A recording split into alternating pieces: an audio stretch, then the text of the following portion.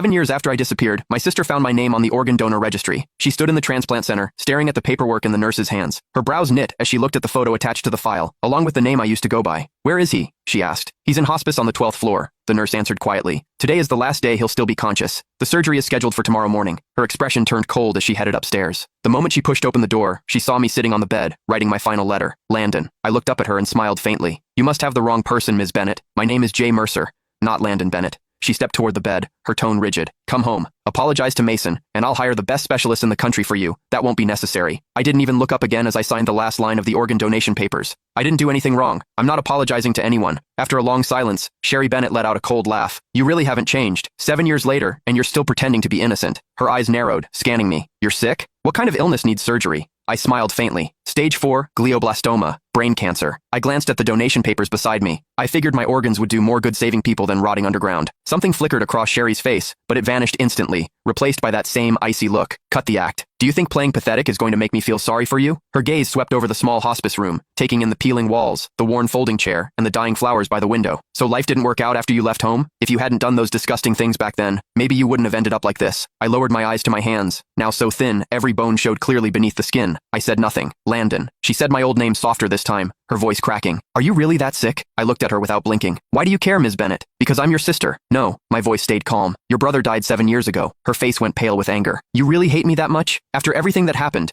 Are you seriously pretending you weren't the one who enough?" I cut her off. "You didn't come here to dig up the past. Say what you actually came to say." She opened her mouth, then hesitated, completely speechless. I gave a soft laugh. "Let me guess. Mason needs a new liver, doesn't he?" Sherry didn't answer. She didn't have to. The way her eyes avoided mine told me everything. I leaned back against the hospital bed, laughing under my breath. "So, that's it. After 7 years, he finally remembered he had an older brother. Today, you came here to ask for my liver?" "Not ask," she corrected sharply. "It's your duty. You agreed to donate before, and Mason needs you again now. He's your brother." I stared at her, amused by how ridiculous she sounded. "Sherry, when you kicked me out 7 years ago, why didn't you remember I was his brother then?" "That was your own fault," she snapped. "If you hadn't done those horrible things to Mason, if you hadn't framed him, I never would have kicked you out." Her voice shook with fury. "You're still lying. Still acting innocent. You think disappearing for 7 years erased what you did?" I slowly closed my eyes as numbness spread through my chest. Even now, she never doubted him. To her, I was always the villain. "Please leave. I need to rest." She grabbed my shoulder hard enough to hurt. "Listen carefully. Mason needs your liver." I opened my eyes, looking at her calmly. "Then he can wait for someone else. My organs are already promised to strangers." Her whole body shook with anger. "How can you be so heartless? Mason saved my life back then.